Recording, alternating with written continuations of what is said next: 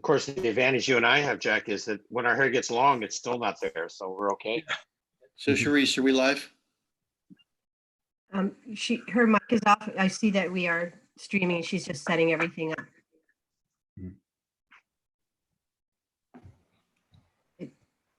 It is.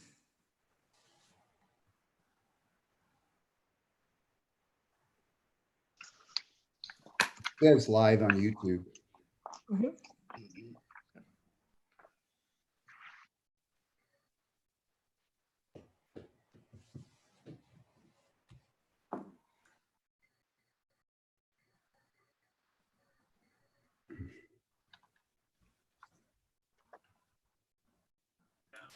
Thanks for your patience, everyone. I'm almost ready, so I'm so sorry about the delay.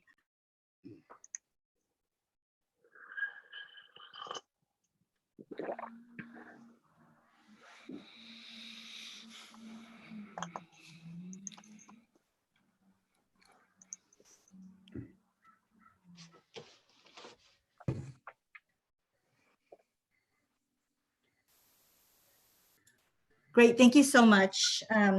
We can go ahead and start. We're streaming now. Sorry for the delay. No problem.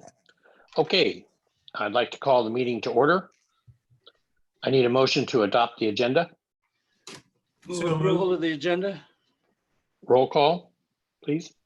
Director Bragman, Aye. Director Gibson, Aye. Director Quintero, Aye. Chairman Russell, Aye. And I'm calling for public expression now. I understand there is none. there is no public expression at this time. Okay, I need a motion to approve the minutes of the April 17th meeting. Okay, move approval of the minutes, April 17. Second. Roll call. Director Bragman, Aye. Director Gibson, Aye. Director Quintero, Aye. Chairman Russell. Aye. Okay, item 1 is resolution number 8570, reimbursement agreement between the County of Marin and MMWD for the Sir Francis Drake Boulevard Corridor Rehabilitation Project. Okay, good morning.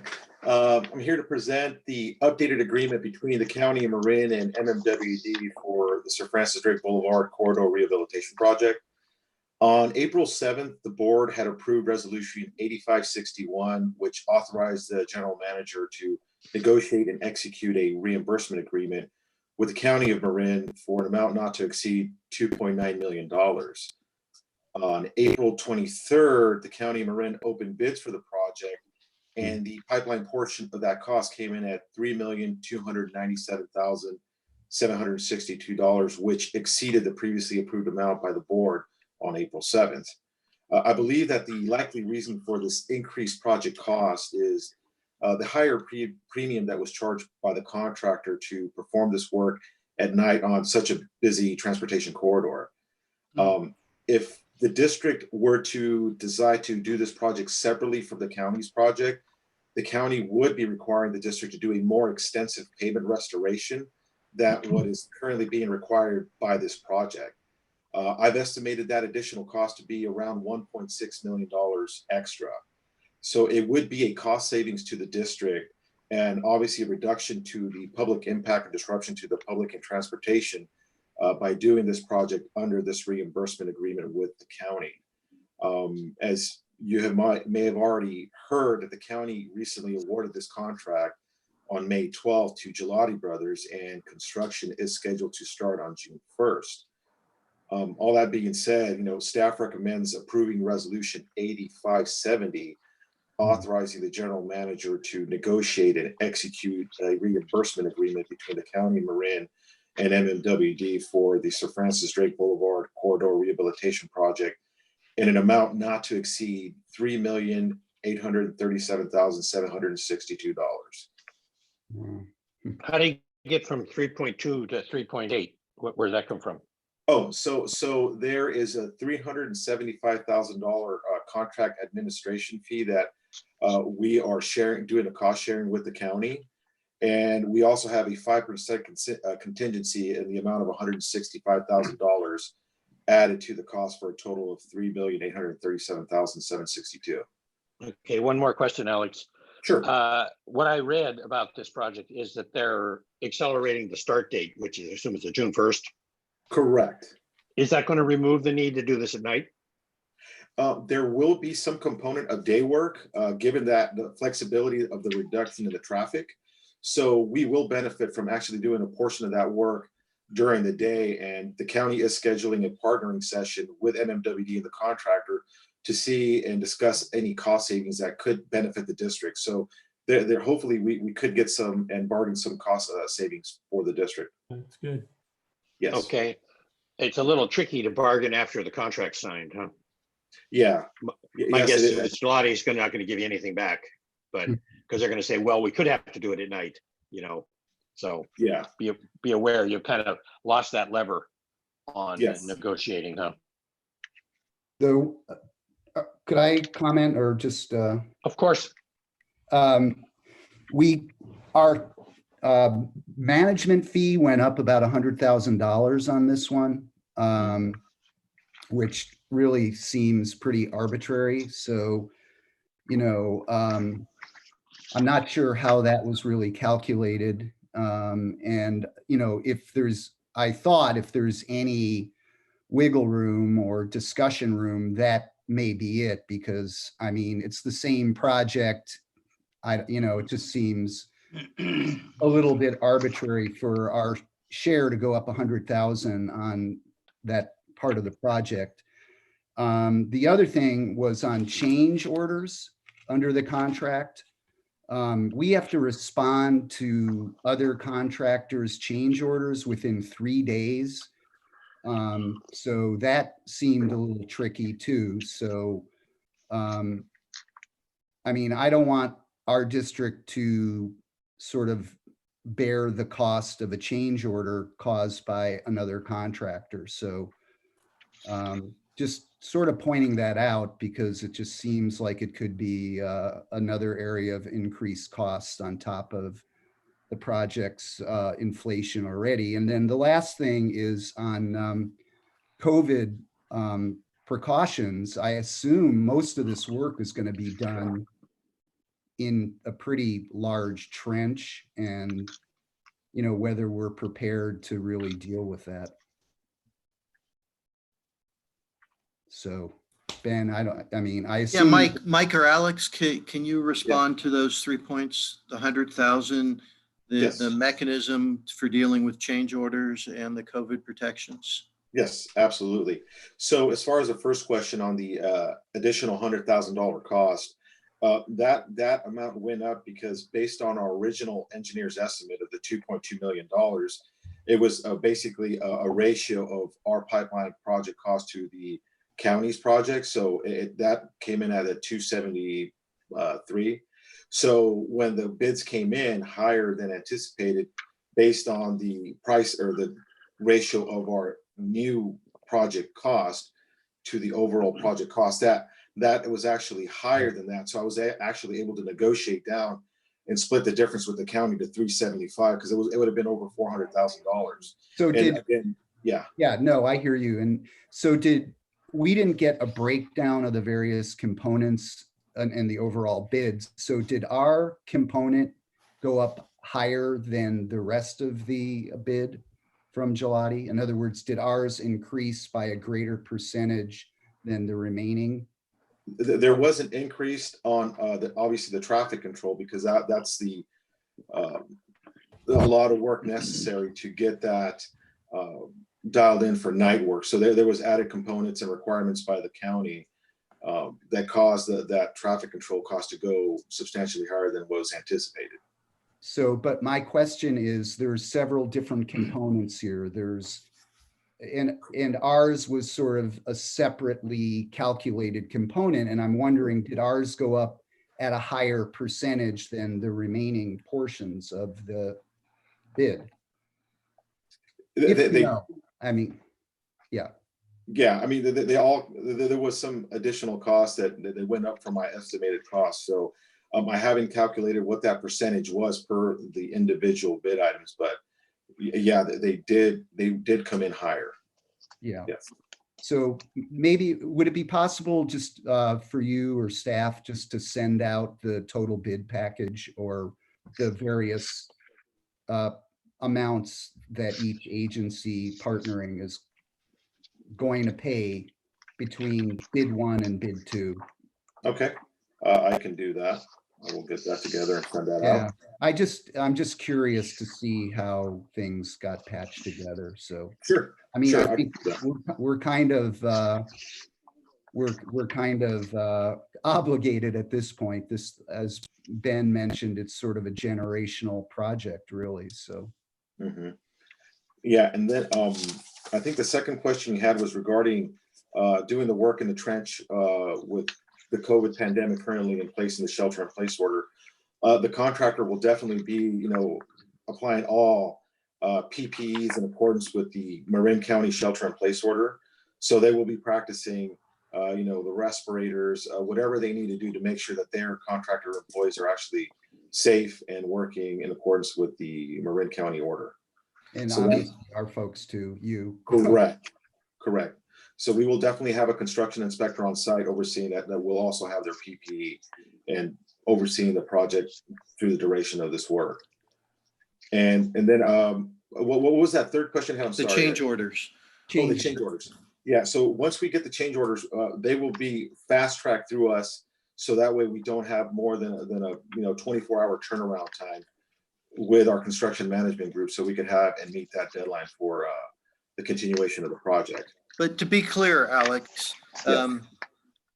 I believe our responsibilities would relate strictly to change orders governing or impacting the pipeline work, or perhaps a piece of overall work that we've agreed to a cost share. Correct. So our pipeline work would be independent of whatever other activities the county's doing. So we would not be on the hook for, let's just say, their delay on their storm drain project. We will not take part of that. It's only related to any work associated with our water distribution main. Correct. I'm not on you, I can't focus on any previous time where we've had a shared management with maybe we haven't, I'm just not thinking of it now. Isn't this a fairly unusual step?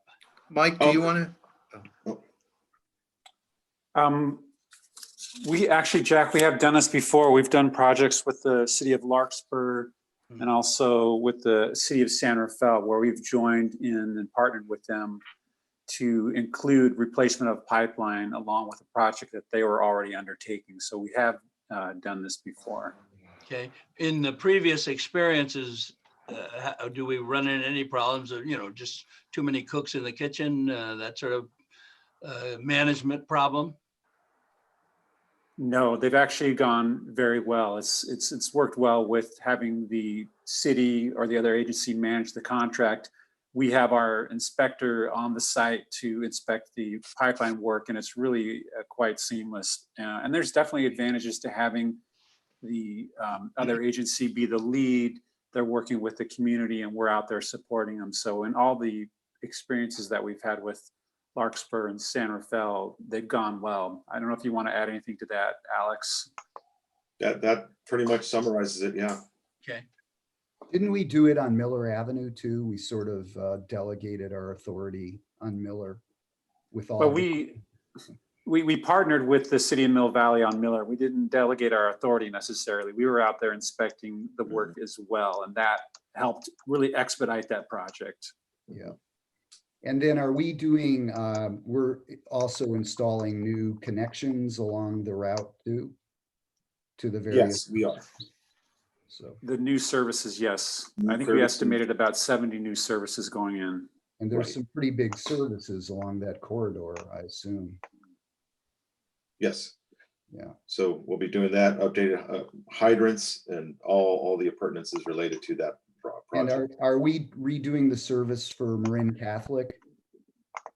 That's right off the corridor, so that would definitely be on the route of the new main.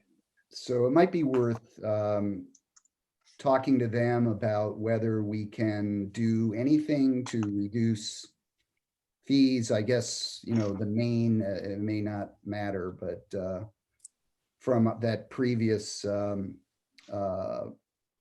project or policy we had of working with the schools to try to reduce their water consumption. So just a thought, Okay. so.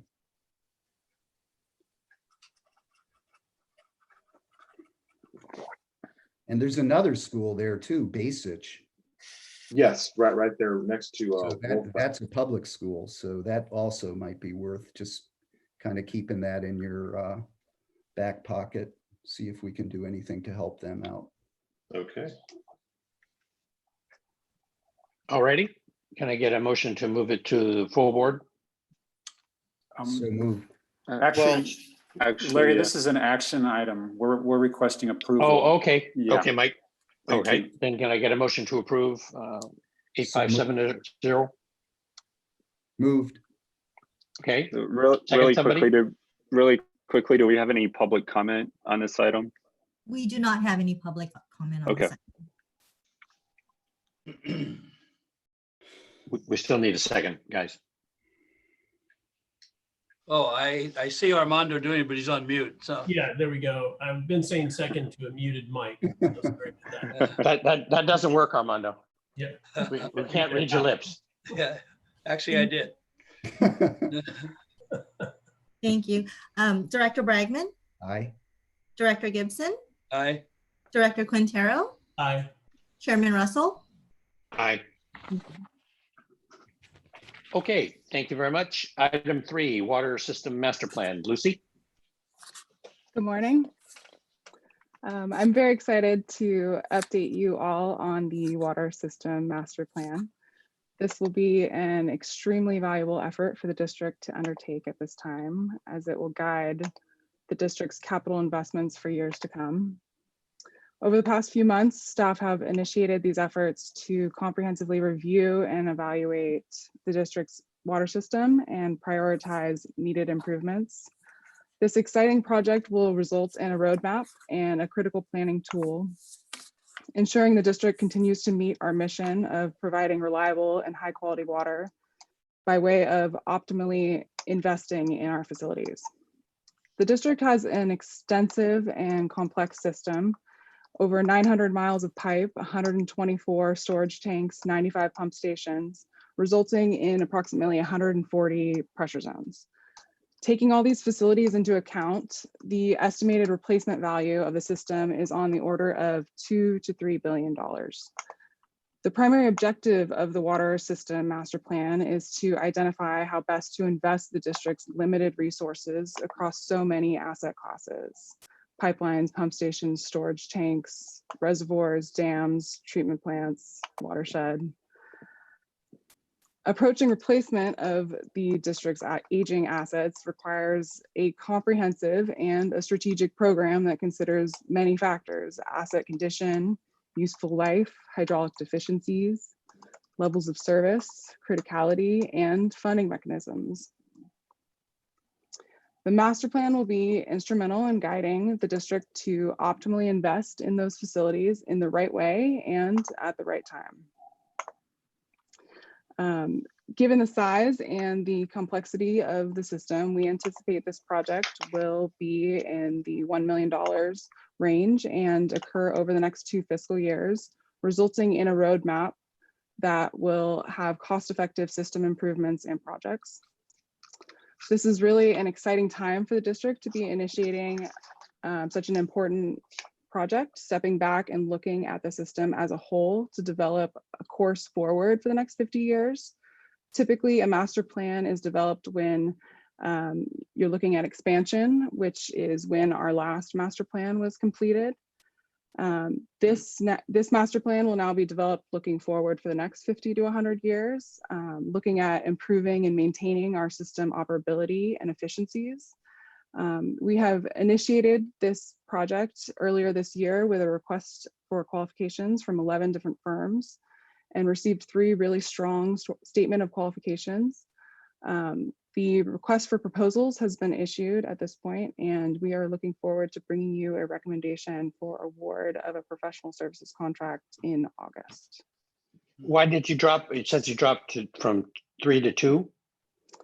We had two very strong statement of qualifications that we received, and we found that it was, especially given these times with COVID going on and the remote work, it was really worth our time and the firm's time to really focus on the two really high quality firms that we received. And who are they? It is Woodard and Curran and West Yost.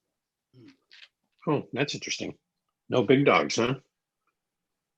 Interesting. Yeah, within the 11, Larry, there were, all the big names, Yeah. firms. But the proposals, the two that we did send the RFP to, have very strong teams and very good experience in terms of this work. Yeah, it's just interesting. Obviously, the big dogs didn't respond, huh? Right. Yeah. The feedback that I received was that a lot of the firms were very busy, if anybody declined at that point in time. And, the firms that we did receive statement of qualifications from, they're very experienced and very focused on water agencies in California doing master planning. So we're very Sure. excited with the ones that we did receive. Cool. So is this, Ben, is this paid for out of capital or operations? Yeah, this would be a capital funded project because it will be leading to capital projects.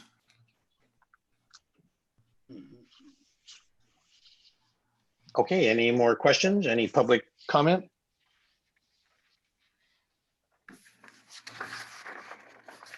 There is no public comment on this item. Okay, well, do a good job, Lucy, of seeing if you can negotiate that $1 million down something, Do our best. get us a good price. Are they aware of the budget? Yes. Okay. Okay, I guess that's it. Okay, Paul, you're up on demand response program participation. Good morning. Thank you. Thank you, Lucy. So this is a fairly straightforward item, just for information and discussion, really. Staff are planning to participate in a demand response pilot program for us. Demand response has been around for quite a while. I think even since the early 90s, when the California Independent System Operator and the California Energy Commission sort of were, they came up with these ideas for demand response that weren't very well embraced. But those two, agencies are really trying to incorporate as much demand response into their system planning, into the grid as possible.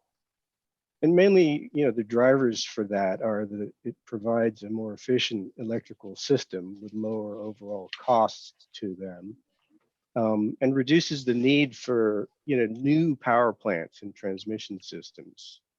And for us as a user, it provides us the opportunity to make, decisions regarding our energy use that have a meaningful, significant impact. So, one interesting fact as I was looking at some of this is that across the nation, 100 hours of peak demand use accounts for between 10 and 20% of the nation's cost of electricity each year. So in thinking about that, it's just over 4 days of energy use could account for almost 20% of the nation's electrical cost. So it's pretty significant. And so this pilot program for us is, in that context, a very small step.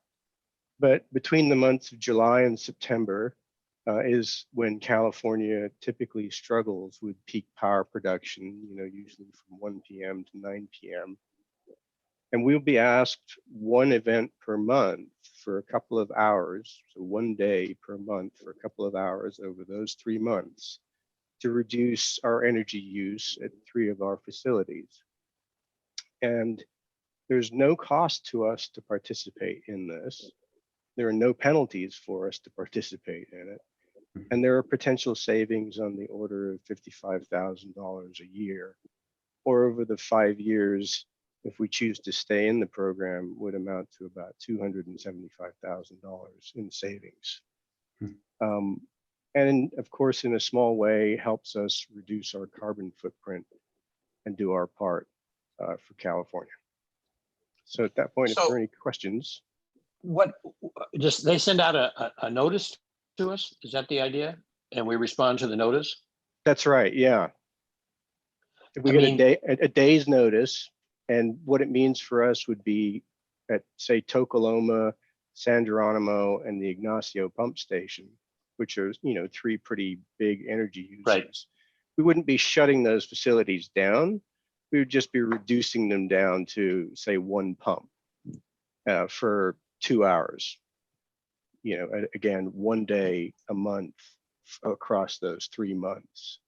Wow. And we've looked at it, and you know, we have confidence that we can do that. And of course, if for some reason we were not able to do that, as I mentioned, there are no penalties. We just simply wouldn't receive our rebate for that particular event. Wow. So if we only had the Blueberry Ridge tank, it wouldn't be any issue at all. Huh. So the idea then, I mean, this is something obviously we could do on our own, huh? Except that this Voltus guy knows what PG&E is thinking, huh? So That's the idea. Yeah, Voltus are an energy aggregator. So they're able to go around to customers like us throughout PG&E's service area. And they'll put together a package of kilowatts or megawatts ultimately, right? And Yes.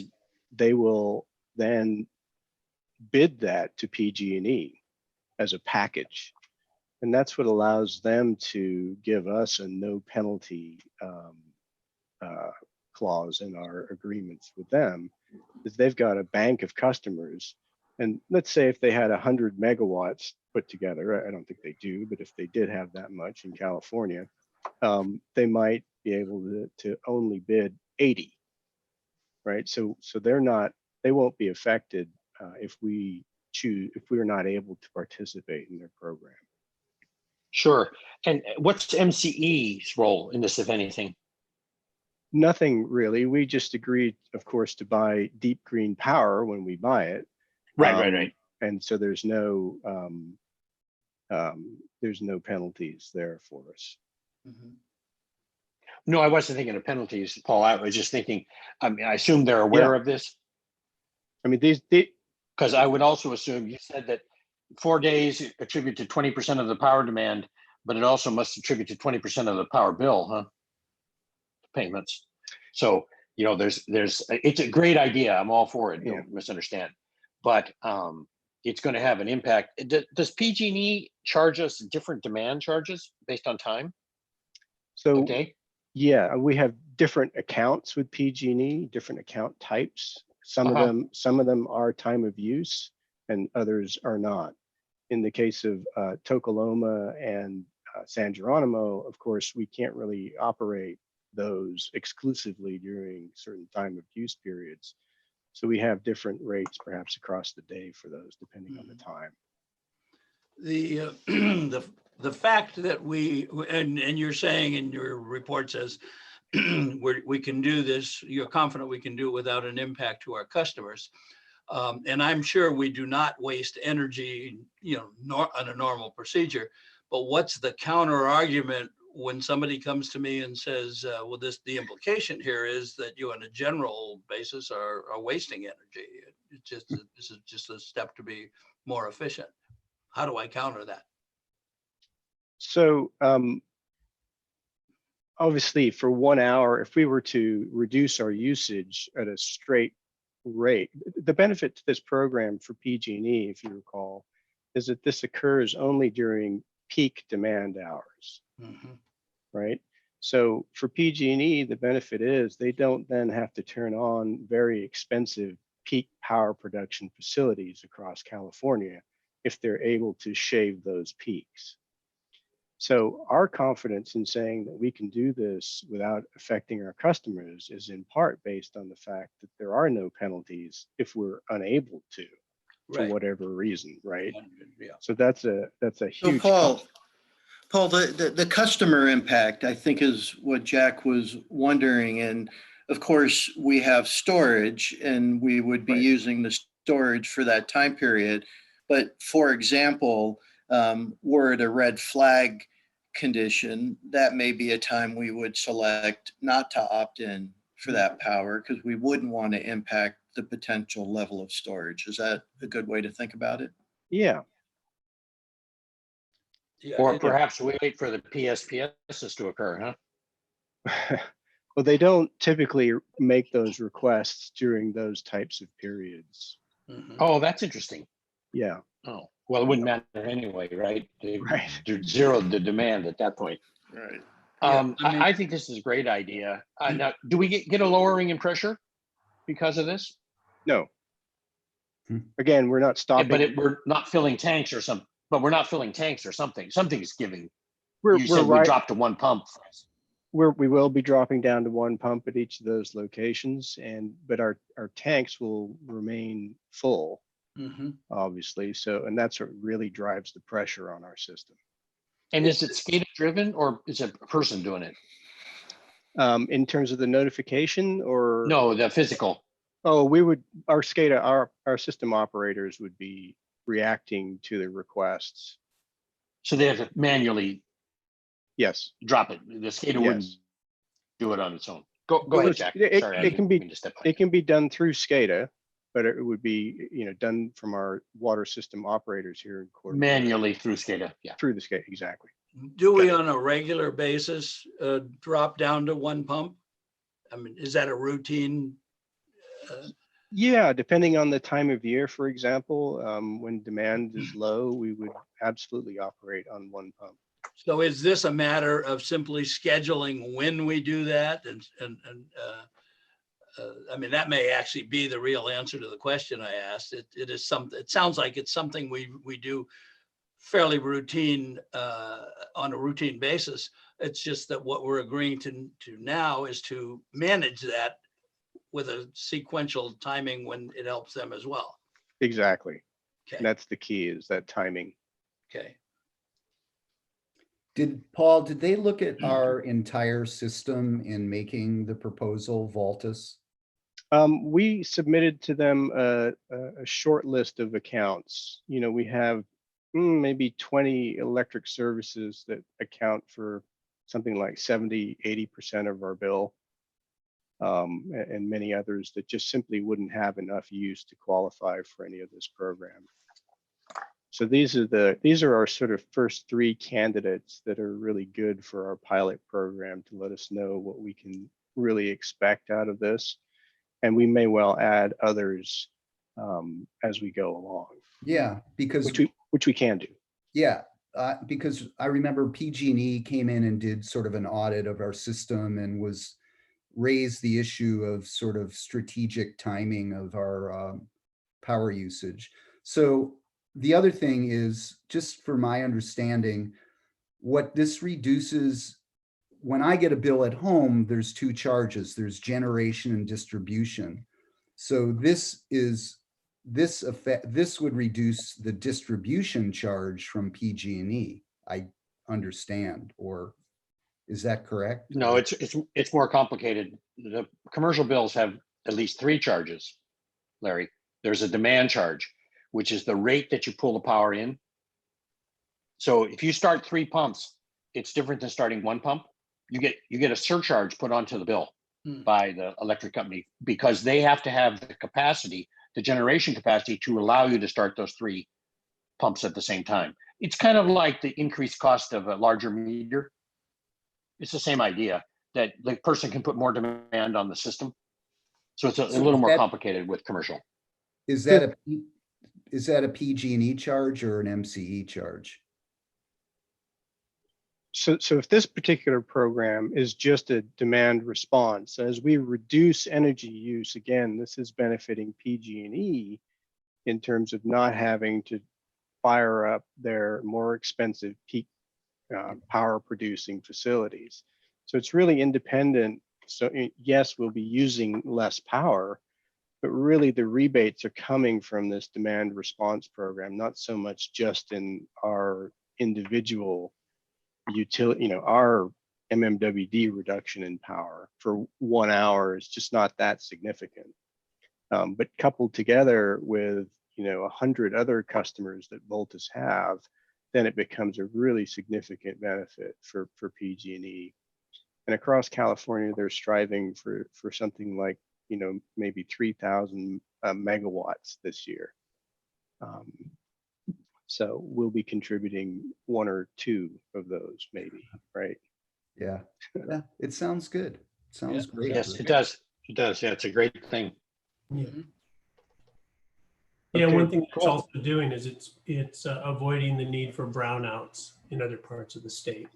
So, you know, it's- And also recall that these expensive alternatives they're talking about, that Paul's talking about, those are those gas turbines right. that stand by, the guys, they're jet engines basically waiting to be called upon.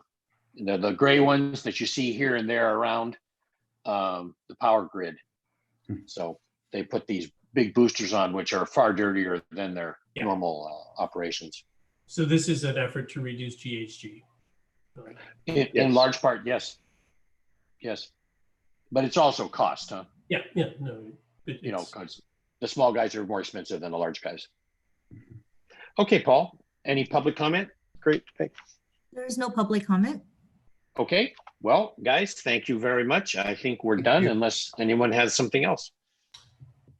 Thank you all. yeah. Okay, Thank thank you. Okay. Take care. See you next week. Bye-bye. Thank you.